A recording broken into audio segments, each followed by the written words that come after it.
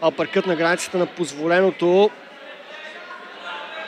Нямаше забележка от рефера. Брутален десен забива индиецът Раджат в тялото на казахстанския боксьор.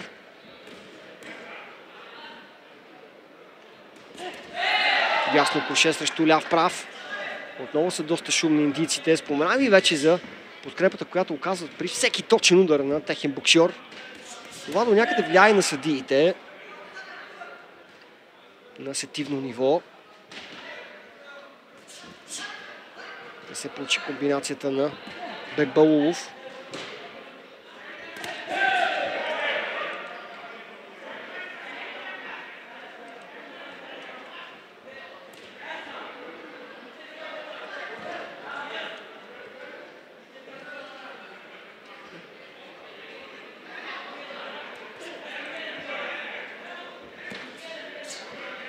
Продължава да търси апъркати в тялото Бекбалулов. Много мощно дясно круше на казахстанеца. Това е неговият стил.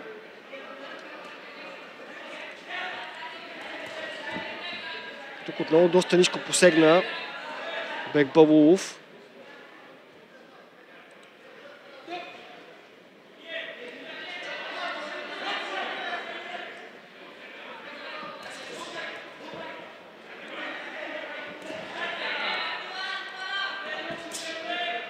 Десен оверхенд казахстанеца. Доста пропуски на двамата, което означава, че защитата на боксерите на ниво, но казахстанецът пропусна този прав удар в главата. Ляво круше! Оплет се във въжетата. Раджат и беше наказан. Дали това няма да бъде ключовият момент в рунда?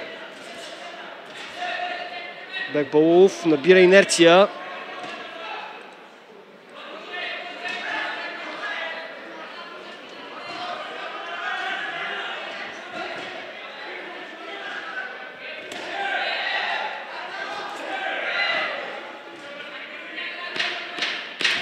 Финални секунди до края на първата част.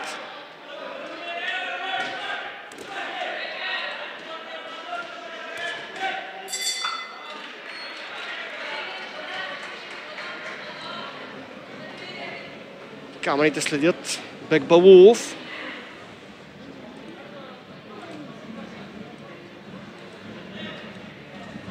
Много силна казахстанската школа. 3-2 съдийски гласа за Бекбалулов, което означава, че срещата ще бъде много завързана.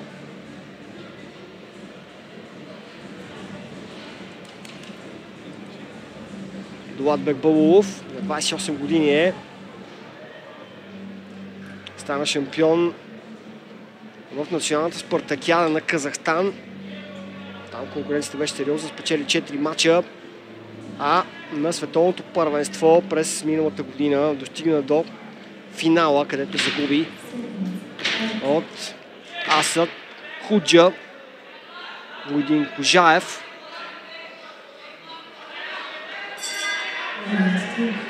Световният вице-шампион, който спечели турнира Странджа преди 2 години и сега има основание отново да го направи, ако се представи добре и в следващите 2 рунда.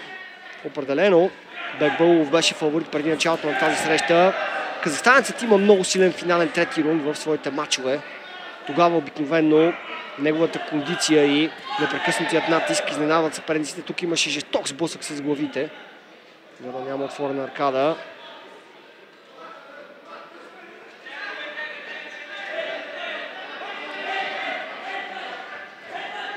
Бърз ляв прав на Раджат. Отново Бекбалулов с дясното си круше порази индиеца.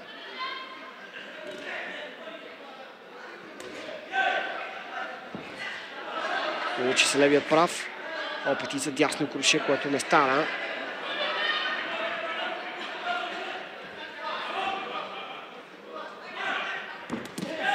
О, каква деснячка! Точен беше Раджат. Усмивка по лицето на индиеца. Веднага след това добави ляв прав.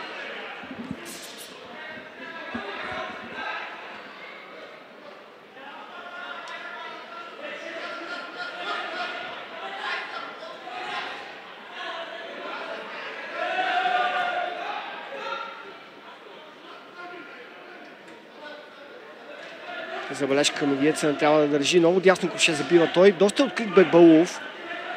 Много просто е, че казахстанцът е склонен да получи някой друг удар, само и само да вкара една от своите бомби.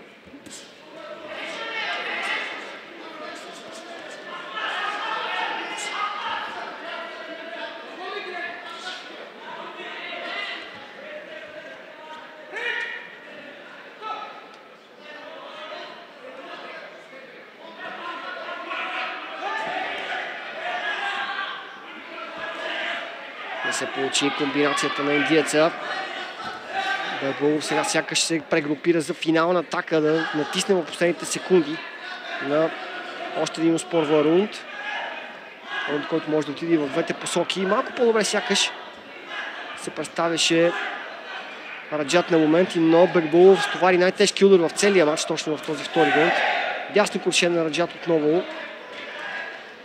Благовест Неделчев се умори в третия рунд и точно това беше проблема.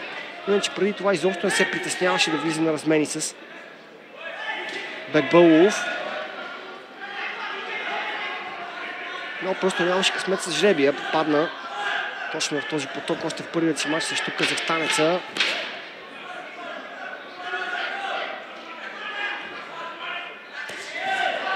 Нов сблъсък на главите. И това е краят на рунд номер 2.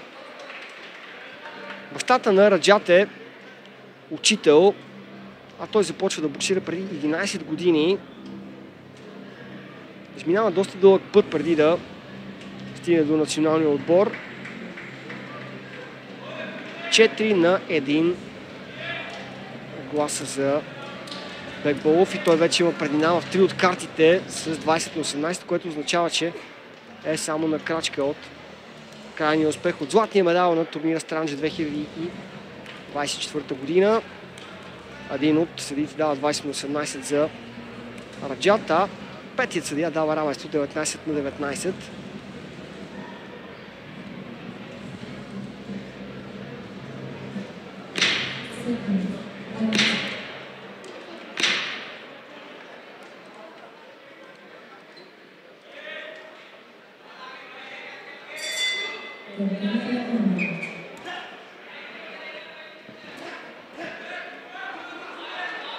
Финален трети рунд с атаки в тялото започва Раджат.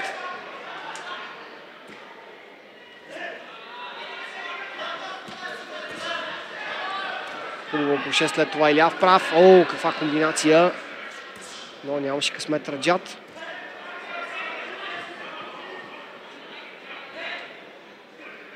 Бърз индиецът, водещата му ръка, успява да спира Бекбалов. След това веднага да избяга атаките на казахстанеца. Наистина впечатляващо представяне на индийските боксери на турнира. До момента 2 титли при мъжете. Лично аз не си спомням това някога да се е случвало. Но явно, че в Индия работят много здраво и резултатите са на лице. Имаше тук удари зад главата.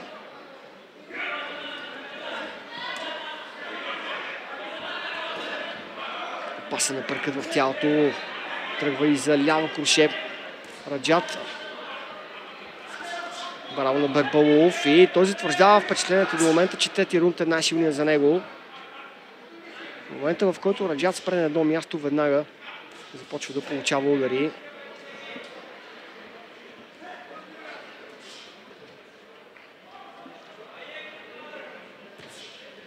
Дясно круше, който отиде зад главата.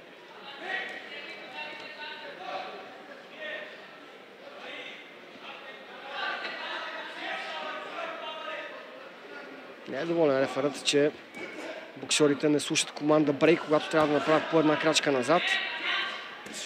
О, десен в тялото, след това ляв прав главата забива Бекбалов, но и получава удари. Реши да рискува малко повече Раджат в този рунд. И това е правилното поведение предвид резултата до момента. Минутка до края на третата част. Има нужда от нокдаун Раджат, за да обърне развоя на срещата. В олимпийския бокс нокдаунът не означава задължително рунд 10-8, но е предпоставка за подобен рунд.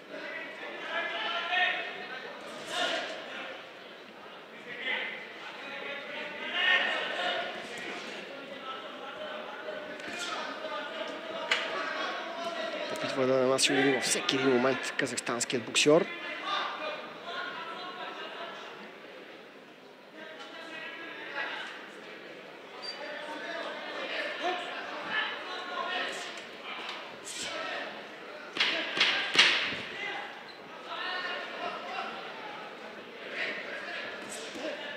Прекрасен ляв прав.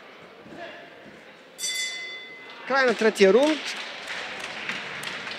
Каквото и да дадат съдиите за този рунд, Бекбалов мисля, че има достатъчна преднина. Надали някой съдия ще даде 10-8 за Раджат при този развой на матча. А в зала София вече местата започват да се запълват. Както винаги на финалите ще има и доста правостоящи.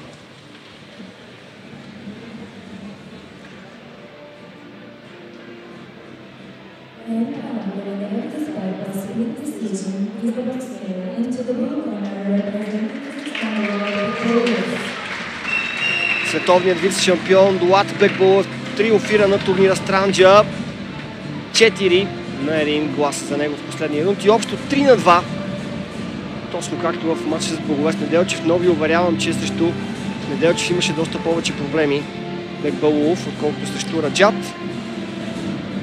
Понякога и реномето работи за боксьора. Титула за Казахстан. Първи златен медал за тях.